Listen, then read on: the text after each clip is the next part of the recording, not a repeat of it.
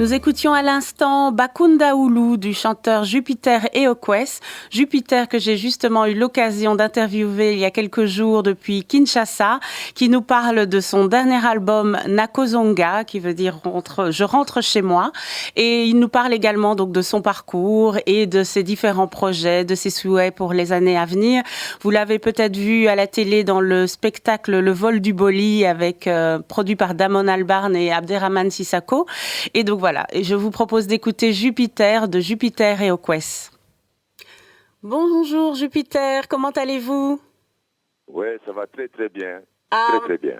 Bonne année, hein? Comment s'est passée la nouvelle année? Oh ouais, c'était terrible, on était confinés avec couvre-feu, donc on n'a rien foutu, donc on était à la maison quoi. Mais en famille quand même? Ouais, en famille comme toujours, oui. D'accord.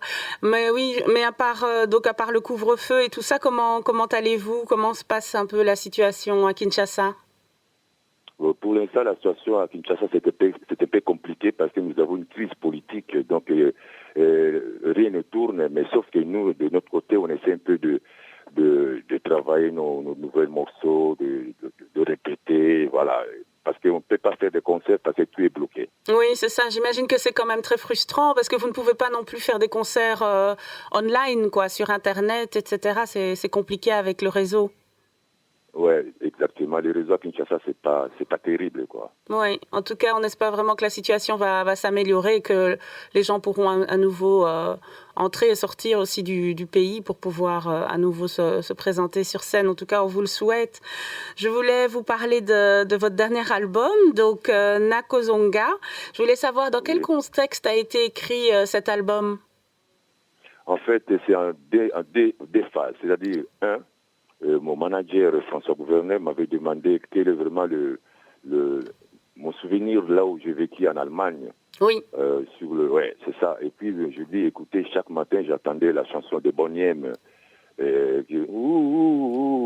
Mais en fait, plus tard, on a découvert la chanson n'était pas de Boniem, c'était pour les Allemands. Oui. Un groupe qui s'appelait Night Train.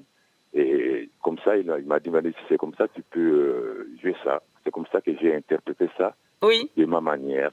Très bien. Le contexte, c'est le voyage. Oui. On a beaucoup voyagé, mais un jour, nous devons rentrer chez nos parents, chez la famille.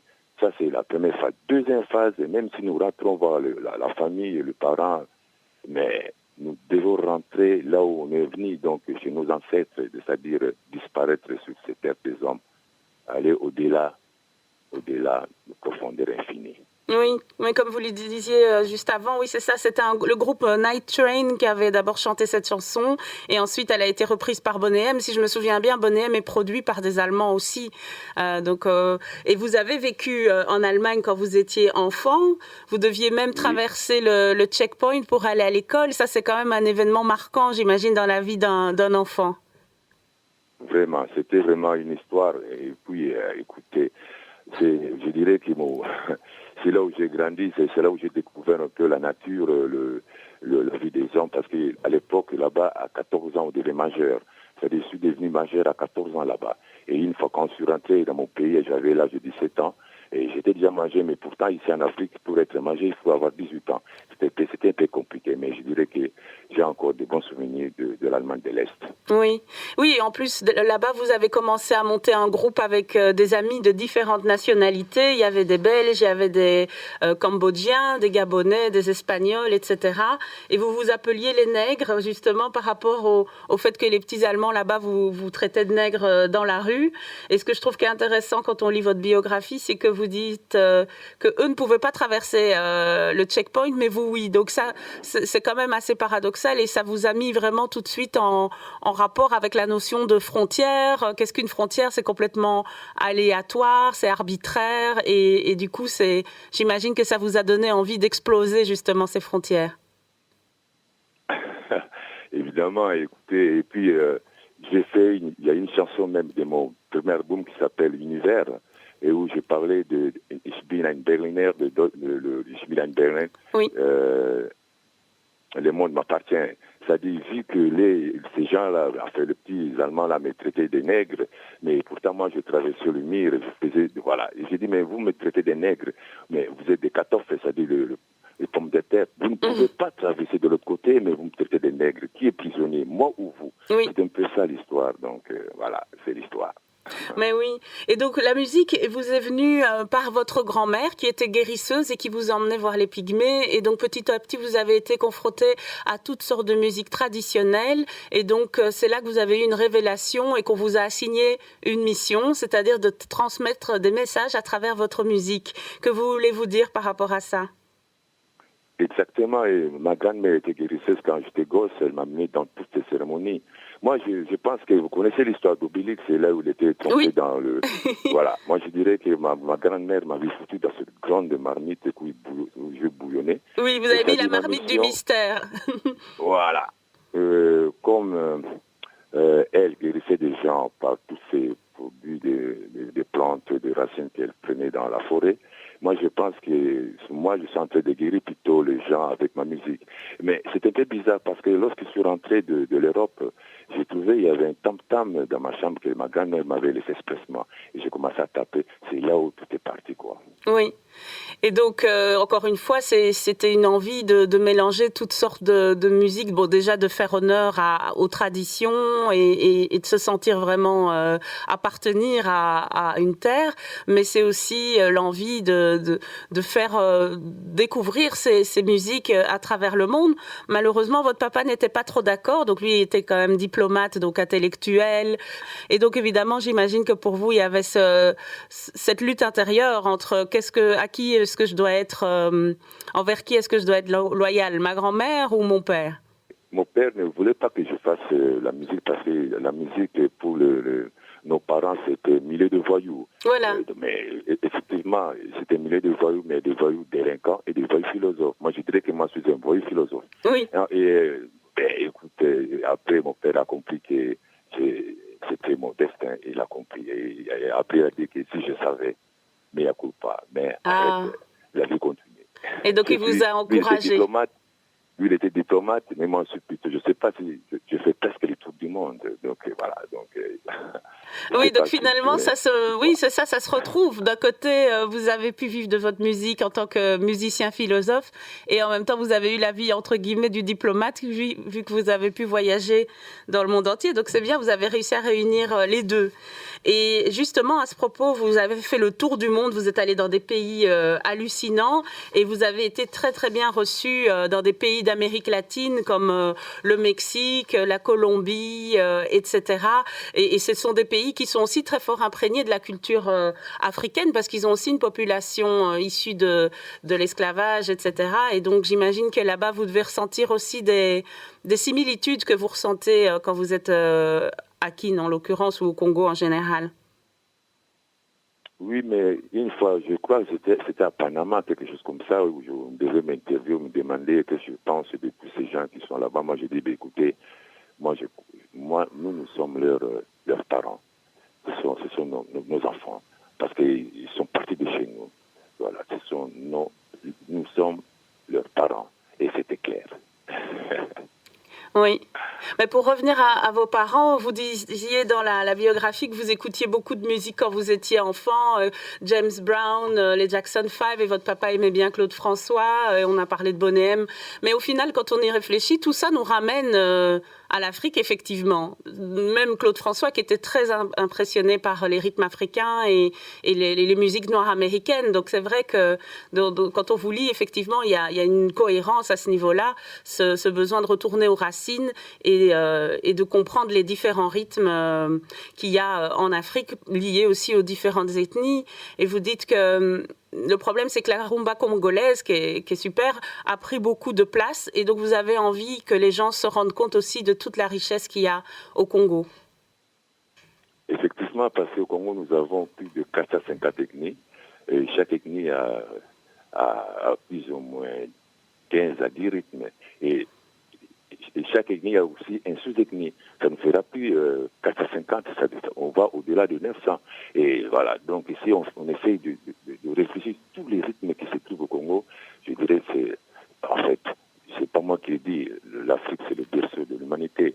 Donc je dirais que toute la musique du monde, ça vient de l'Afrique, que ce soit le rock, le jazz, le blues, n'importe quoi, même le reggae, tout ça, ça vient de l'Afrique.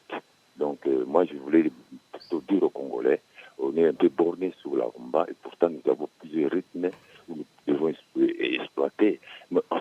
un problème, de la politique culturelle de mon pays. Ils n'ont pas compris. Mais je crois que cette fois-ci, je crois que la porte commence à s'ouvrir et les gens commencent à se dire exactement, j'avais pas tort. Donc, il y a toute une génération derrière moi Oui. qui essaie un peu de me suivre derrière. Et entre-temps, je te dis déjà à Kinshasa, j'ai 4 à 5 groupes qui sont en train de coacher Oui. pour essayer un peu de leur donner une autre dimension. Mais je crois que d'ici là, les choses vont vraiment évoluer positivement et le Congo va vraiment récupérer sa place pour de la musique du monde. Ah, super, ouais, c'est vraiment beau. Mais justement, votre style est un mélange de plusieurs styles. Donc, on a parlé de la rumba congolaise et des musiques traditionnelles, mais il y a effectivement du rock, de la soul. Et donc, pour vous, l'éclectisme, c'est vraiment important. Et vous n'aimez pas quand on vous dit, ah oui, mais il faut rester authentique, il ne faut pas dénaturer, etc. Au contraire, vous trouvez qu'on puise une force dans le fait de mélanger les différents styles. Mais bien sûr, parce qu'il y a le mélange, il faut toujours mélanger dans le métissage. Quand vous êtes en fait, mon groupe s'appelle Okwes. Okwes, ça veut dire la bouffe, la nourriture. Oui. Donc, dans la nourriture, il y a toujours des ingrédients. On peut mettre du piment, du sel, ainsi de suite. Voilà, tout ça, ça fait partie du mélange. Donc, il faut que tout le monde puisse écouter. Enfin, le monde m'échappe là, mais c'est retrouver quoi. Oui. Donc, et pour moi, je dirais, il y a pas moi, je dirais que je n'ai pas un rythme spécifique à moi. Non, je suis universel dans la diversité et toute la musique m'appartient. Oui, très bien. Et donc, justement, donc moi, je m'appelle Isabelle et vous avez une chanson qui s'appelle Isabella. Et je me demandais pourquoi vous aviez choisi ce prénom. Donc, j'ai cru comprendre que c'était en lien avec la forêt. Est-ce que c'est lié à votre grand-mère? C'était un rythme d'abord du village. Mais le thème, c'est Isabelle, elle ne voulait pas écouter tout ce que vous racontez, donc elle était un peu dans le thème. Et son père lui dit, écoute, le jour que je vais disparaître, tu vas regretter, parce que voilà, donc c'est quelque chose comme ça qui c'est des conseils aux gens qui ne veulent pas écouter le conseil qu'on leur donne. Et tôt ou tard, ils vont plutôt regretter pour dire, ah, si je savais, mais c'est déjà trop tard, quoi. Voilà, un peu dans ce sens-là, et moi. Oui. Mon père, je serai enterré où tout le monde sera là. Voilà, le Dieu est là-bas en haut, mais en bas ici c'est l'argent. Bon, voilà, Ah donc, oui. Le matérialisme, voilà. Le consumérisme. Et oui, c'est ça, vous en parlez à un moment donné dans votre bio, c'est que vous avez envie que les gens reviennent à des choses plus essentielles, à la nature, au respect de la nature, et pas être attachés trop justement au matériel, à l'apparence, etc. Oui, parce que si l'homme est attaché au matériel, donc il va commettre beaucoup des abus. Mais si on est immatériel, je pense qu'on n'aura pas de problème avec les gens. Donc il faut être plutôt immatériel dans la profondeur infinie. Là, tu touches vraiment la nature. Mais si on est dans le bling-bling, là, on risque de se retrouver en prison. Oui, oui, oui. Et pour parler donc du spectacle Le Vol du Boli, que j'ai adoré, que j'ai vu à la télé. Donc Le Vol du Boli, c'est le spectacle d'Abderrahmane Sissoko et Damon Albarn. Comment s'est passée la collaboration avec Damon Albarn, donc le chanteur de Blur et de Gorillaz? Ce n'était pas la première fois que vous travailliez ensemble. Comment se passe votre collaboration? Avec Damon Albarn, je crois, c'est depuis très longtemps que je l'ai rencontré, il était venu à Kinshasa oui. nous voir parce que j'avais lancé un film, un documentaire qui s'appelait La danse de Jupiter. Oui. C'est comme ça qu'ils ont découvert qu'il y avait un autre style de musique qui naissait au Congo et ils sont venus me voir, enfin nous voir. Et c'est comme ça que tout est parti. Et puis c'était l'Afrique Express et on a fait presque le tour de l'Angleterre, de la Grande-Bretagne. Et ça évolue, ça évolue. Mais quand ils ont vu que c'était un projet que ça devrait se passer, ils ont écouté plus mes thèmes de morceaux, par exemple, je chantais. Et ça parlait de la colonisation, de l'esclavage et tout ceci, de cela. C'est pour ça qu'il a fait appel à moi. Oui. Pour que je puisse contribuer un peu ma part, quoi. Mais oui, tout à fait. Justement, on vous voit dès le début du spectacle et vous parlez justement des thèmes de la colonisation, le pillage des richesses. Vous êtes là avec des pneus, donc vous parlez du caoutchouc, du coltan et tout ça. Et je me dis, ce sont quand même des textes forts. Que ressentez-vous quand vous êtes là sur scène avec le public devant vous? Non, on leur dit la vérité de ce qui s'est passé, parce que beaucoup de gens sont ignorants de tout ce qui s'est passé il y a cela des siècles. Mais sauf que quand je suis en train de parler de cette histoire-là, je sens comme si nous, de la nouvelle génération, la génération sacrifiée et têtue, nous récupérons toutes nos âmes qui étaient prises par les colonisateurs. Voilà. Donc là, je te dis, on a récupéré nos âmes. Oui. Et je me demandais, parce que bon, malheureusement, moi je l'ai vu à la télé, donc c'est un très beau spectacle, mais ça doit être vu en vrai. Et est-ce qu'il y aura d'autres dates? Je crois en 2022, il y aura 10 dates à Paris. D'accord. J'ai vu. En tout cas, on se réjouit. À mon avis, il faut vraiment se dépêcher. Quand les dates vont sortir, les billets vont sortir, il faudra se dépêcher parce qu'à mon avis, tout le monde voudrait le voir en vrai parce que ça donne déjà bien à la télé. Et je me dis qu'en vrai, ça doit être vraiment puissant. Et voilà, Fatoumata Diawara est magnifique. Tous les chanteurs et les danseurs sont magnifiques et les comédiens aussi. Donc vraiment, c'est un très beau spectacle. Et je me dis qu'en tant qu'artiste, ça doit être vraiment émouvant d'en faire partie. On doit ressentir une grande fierté. Ouais, vraiment, je vous dis, même moi, quand j'ai vu ça à la télé, moi-même, je me suis dit, waouh, c'est bien conçu. Et félicitations à Daimon et à Blair Sissoko, parce que c'est même la première fois qu'il paraît que les Africains jouent au théâtre du Châtelet. Ah bon? Et avec ces gens, oui, il paraît, je ne sais pas, mais il paraît que c'était la première fois que les Africains jouent au théâtre du Châtelet.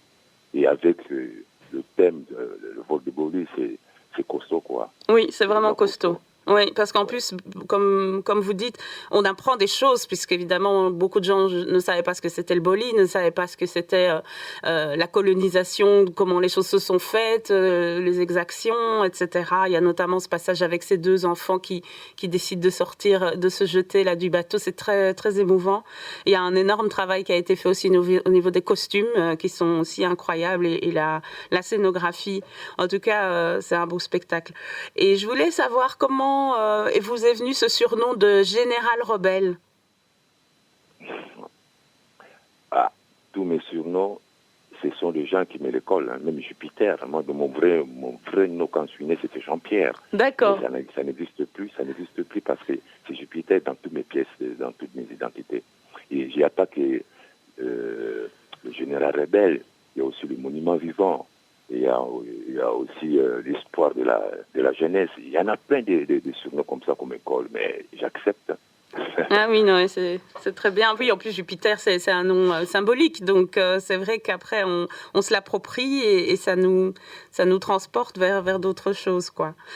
Mais oui, donc vous avez dit que la situation de la pandémie à n'était vraiment pas évidente et encore une fois, j'espère vraiment qu'on aura l'occasion de vous revoir, que ce soit à Bruxelles ou à Paris, dans différents concerts. Je voulais savoir, est-ce que vous avez un message à faire passer? Est-ce que vous voulez ajouter quelque chose? Bon, si un message à faire passer, nous tous, nous attendons que ce corona-là qui parte pour qu'on puisse répandre nos activités. C'est pas que la musique, il y a plusieurs activités que les gens doivent faire. Et c'est comme si on est en prison quelque part, comme ça, à plusieurs, c'est ouvert. Mais le message, c'est on doit être ensemble, unis. Il n'y a pas de frontières, il n'y a pas de couleurs. On est vraiment dans la profondeur infinie. On ne peut pas juger celui-là, il est blanc, noir, non, parce que la profondeur infinie n'a pas de frontières, n'a pas de couleurs. Il faut que tous on soit unis pour que le lendemain soit meilleur pour nos enfants et nos petits-enfants.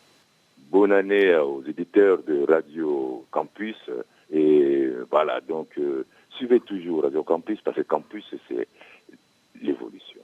Ah, encore merci Jupiter et bonne continuation, et vraiment ça m'a fait plaisir de vous recevoir. Merci à Jovita parce que c'est elle qui m'a vraiment dit Isabelle, tu dois l'interviewer absolument, et je suis très contente de l'avoir fait. Voilà, et merci aussi à François qui a été super, et Frédéric qui m'a envoyé toute la documentation.